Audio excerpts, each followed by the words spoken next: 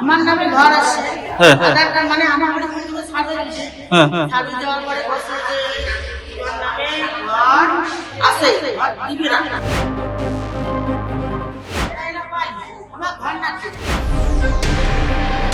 খাতায় কলমে বাড়িটা আপনার নামেই, কিন্তু আদতে তার মালিক অন্য কেউ, যদিও সে বা তিনি আপনার চেনা পরিচিত কেউই নন। কি ভাবছেন এসব কাকতালীয় কি সব গল্প? একদমই নয়, এরকমই ঘটেছে, যাতেই চক্ষু চড়ক গাছ বেশ কয়েকজনের। স্কুল থেকে পুরসভায় নিয়োগ দুর্নীতি, 100 দিনের কাজ, আবাসে দুর্নীতি, বালি চুরি, কয়লা চুরি এবং গরু চুরি। তৃণমূলের জামানায় নানা জায়গা থেকে সামনে এসেছে পাহাড় প্রমাণ দুর্নীতি। নাম জড়িয়েছে হেভিওয়েট নেতা থেকে মন্ত্রীদের। এমনকি তৃণমূল ক্ষমতা থেকে যাওয়ার পরেও তাঁদের 15 বছরের শাসনকালের সময়কার কেলেঙ্কারিও নতুন করে পর্দাফাঁস হচ্ছে। ত্রাণ দুর্নীতি, মাটি চুরি, মাইনরিটি স্কলারশিপ, উজ্জ্বলা যোজনা দুর্নীতি, বার্ধক্য ভাতা, শিক্ষাশ্রী, মেধাশ্রী, লক্ষ্মীর ভাণ্ডারের দুর্নীতির মতো ভুরি ভুরি অভিযোগ সামনে উঠে আসছে। চারিদিকে যখন বাংলার নতুন সরকারের কড়াকড়ি, তখন জলপাইগুড়ির ধূপগুড়ির মাগুরমারি 1 নম্বর গ্রাম পঞ্চায়েত অফিসে বিক্ষোভের ছবি ধরা পড়ে। কিসের জন্য বিক্ষোভ দেখাচ্ছেন বাসিন্দারা? তাঁদের অভিযোগ, সরকারি নথিতে দেখানো হয়েছে তাঁদেরকে ঘর দেওয়া হয়েছে, কিন্তু বাস্তবে উপভোক্তাদের হাতে পৌঁছায়নি একটি ইটও। গ্রাম পঞ্চায়েত অফিসে গিয়েও কোনো সদুত্তর না পেয়ে ক্ষোভে ফেটে পড়েন বঞ্চিতরা। আমার নামে ঘর আছে। হ্যাঁ। আধার কার্ড মানে আমার বাড়ি প্রথমে সার্ভে দিয়েছে। হ্যাঁ। সার্ভে দেওয়ার পরে বলছে যে তোমার নামে ঘর আছে, ঘর দিবে না।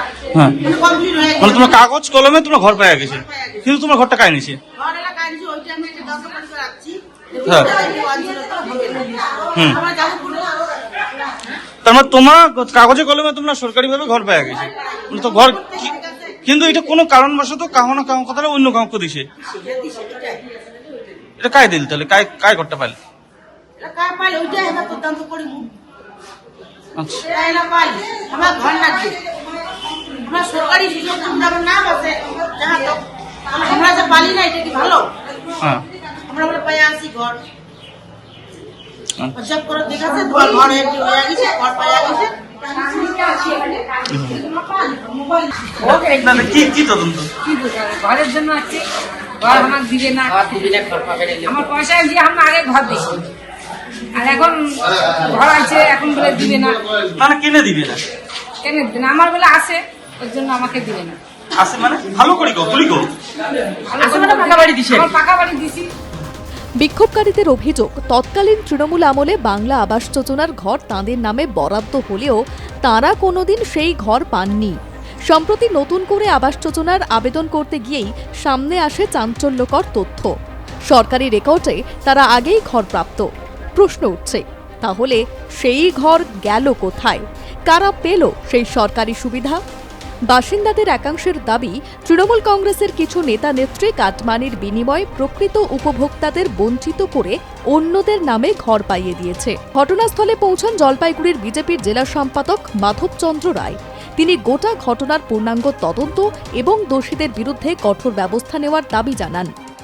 আচ্ছা, আপনি হঠাৎ আজকে গ্রাম পঞ্চায়েত অফিসে আসলেন কেন? আসলাম, বহু মানুষের অভিযোগ, বিশেষ করে অনেকে যে আবাসের জন্য যে অ্যাপ্লিকেশন যে হচ্ছে, তো সেখানে অ্যাপ্লিকেশন করতে গিয়ে দেখা যাচ্ছে যে অনেক মানুষ যখন অ্যাপ্লিকেশন করতে যাচ্ছে তখন তার ওই জব কার্ডে অলরেডি এক্সিট দেখাচ্ছে, সে ঘর পেয়ে গেছে, কিন্তু আদৌ সেই ঘরটা পায়নি। তো সেই বিষয়ে ঘর পেরোনো হতো, সে দেখাচ্ছে ঘর পেয়ে গেছে। এই বিষয়টা জানার জন্য আজকে আমি এখানকার যে আমাদের নির্মাণ সহায়ক আছে সেক্রেটারি, ওদের সাথে কথা বললাম। তো বিষয়টা ওরা দেখছে যে ব্যাপারটা আমরা দেখি, খোঁজখবরটা দেখি। অনেক অভিযোগ যে অনেকের বর্তমান যে এখানে গ্রাম পঞ্চায়েত যারা আছে ক্ষমতায়, হ্যাঁ, তৃণমূলের প্রধান, তৃণমূলের পঞ্চায়েত এবং অফিস স্টাফ যারা আছে, সবাই মানে একসঙ্গে মিলিত হয়ে, হ্যাঁ, একজনের ঘর পায়নি, এর ঘর অন্যকে দিয়ে দিয়েছে, এরকম অনেক অভিযোগ আছে। কাটমানির বিনিময়ে কি দিয়েছে? হ্যাঁ, কাটমানির বিনিময়ে কি দিয়েছে? তো একজনকে একটা কাজের একজনের ঘর একজনকে দেবে, নিশ্চয়ই মধ্যে কোনো ব্যাপার আছে, এটা আমরা খোঁজ নিয়ে দেখছি। যদি দেখা যায় যে এর মধ্যে কিছু অস্বাভাবিক কিছু হয়, সে ব্যাপার নিয়ে আমরা পদক্ষেপ নেব, আইনানুগভাবে ব্যবস্থা করা হবে। অভিযোগের তীর সরাসরি তৎকালীন তৃণমূল পরিচালিত পঞ্চায়েত ব্যবস্থার দিকে।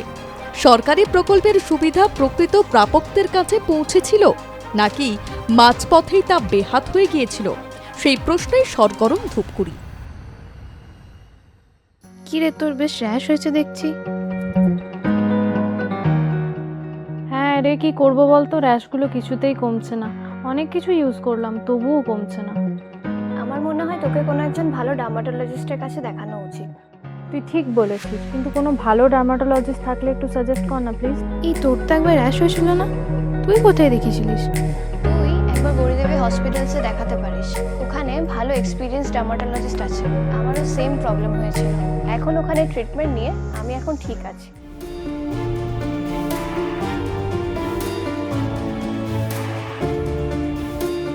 গৌরী দেবী হসপিটাল, রাজবাঁধ, দুর্গাপুর। যোগাযোগ 8001003333, 8001113333।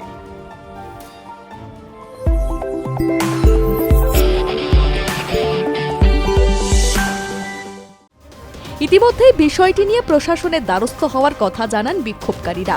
তাদের দাবি, পুরো ঘটনার নিরপেক্ষ তদন্ত করে প্রকৃত দোষীদের চিহ্নিত করতে হবে এবং বঞ্চিত পরিবারগুলিকে দ্রুত আবাস যোজনার সুবিধা দিতে হবে। একের পর এক দুর্নীতির অভিযোগে যখন রাজ্যের রাজনৈতিক মহল উত্তপ্ত, তখন ধূপগুড়ির এই ঘটনা ফের সামনে এনে দিল সরকারি প্রকল্প বাস্তবায়ন নিয়ে একাধিক প্রশ্ন।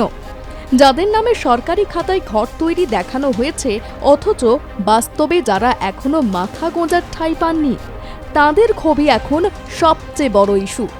তদন্তে কি উঠে আসে আর সত্যিই কারা এই সুবিধা ভোগ করেছে, সেদিকেই এখন নজর প্রশাসন থেকে স্থানীয় বাসিন্দার।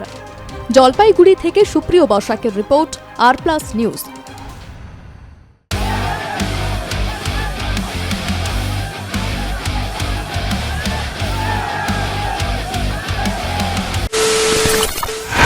খবরের নামে প্রতিদিন সন্ধে আপনার ড্রয়িং রুমে কি শুধুই চিৎকার চেঁচামেচি হে আসে? বিতর্কের নামে চলে গালাগালি আর কাদা ছোড়াছুড়ি। এবার সময় পরিবর্তনের, কারণ আমরা কান ফাটানো চিৎকারে বিশ্বাস করি না। আমরা বিশ্বাস করি খবরের সত্যতায়। আমরা কোনো পক্ষের হয়ে গলা ফাটাই না, আমরা সাধারণ মানুষের হয়ে প্রশ্ন তুলি। চিৎকার নয়, শুধু খবর হবে যেখানে বিতর্ক আছে কিন্তু কুৎসিত ঝগড়া নেই। সঠিক তথ্য, বিশ্বস্ত খবর। নজর রাখুন আর+ নিউজে।